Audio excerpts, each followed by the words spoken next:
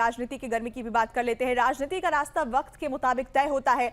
आज जो दोस्त है हो सकता है कल वो दोस्त ना हो, और इसका उदाहरण हम महाराष्ट्र की राजनीति में देख सकते हैं। बिल्कुल, जहां पर शिवसेना और बीजेपी के बीच की खाई बढ़ती जा रही है। दोस्त अब दुश्मन की भूमिका में है और जो कभी दूर दूर थे अब वो नजदीक आ रहे हैं। राज ठाकरे का योगी की तारीफ करना एक नए समीकरण की तरफ इशारा कर रहा है। सवाल यही है, क्या राज ठाकरे अचानक योगी के फैन हुए हैं या फिर ये आने वाली किसी भी सियासी साठगांठ का नतीजा है? ये रिपोर्ट देखिए।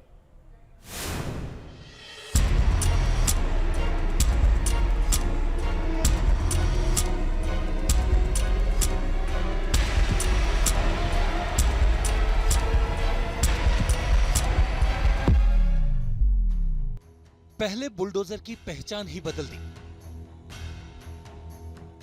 अब लाउड स्पीकर मॉडल से अजान हनुमान विवाद का निकाला समाधान।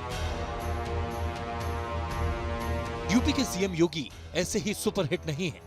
अब तो लोग मोदी की तर्ज पर यह भी कहने लगे हैं कि योगी हैं तो भी मुमकिन है।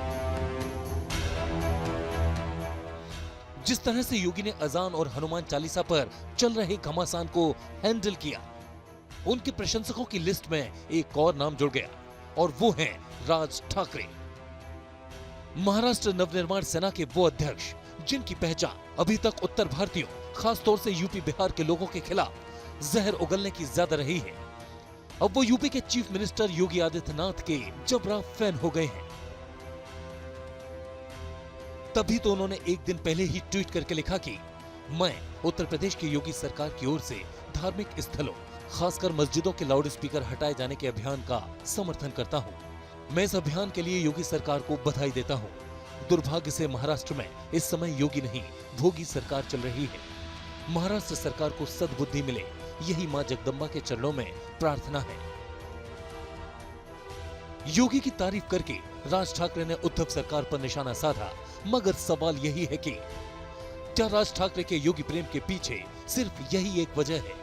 आखिर पूर्वांचल के लोगों को निशाने पर रखने वाले राज ठाकरे का पूर्वांचल के ही गोरखपुर से आने वाले योगी पर प्यार क्यों बरस रहा है? एक तरफ शिवसेना और बीजेपी के बीच बढ़ती दूरियां और दूसरी तरफ राज ठाकरे के साथ बीजेपी नेताओं की बढ़ती नजदीकियां, ये सब देखकर इस बात के कयास पहले से लगाए जा रहे थे कि महाराष्ट्र में बीजेपी राज ठाकरे के साथ अपनी नई जोड़ी बना सकती है। राज ठाकरे ने जिस तरह से पहले हिंदुत्व की राजनीति अपनाई और आजकल जिस तरह से वो अपनी सभाओं में प्रधानमंत्री नरेंद्र मोदी से लेकर यूपी के मुख्यमंत्री योगी आदित्यनाथ तक की तारीफ करते नहीं थकते, ऐसे में ये कहना गलत नहीं होगा कि राज ठाकरे ने अपने राजयोग का रास्ता चुन लिया है।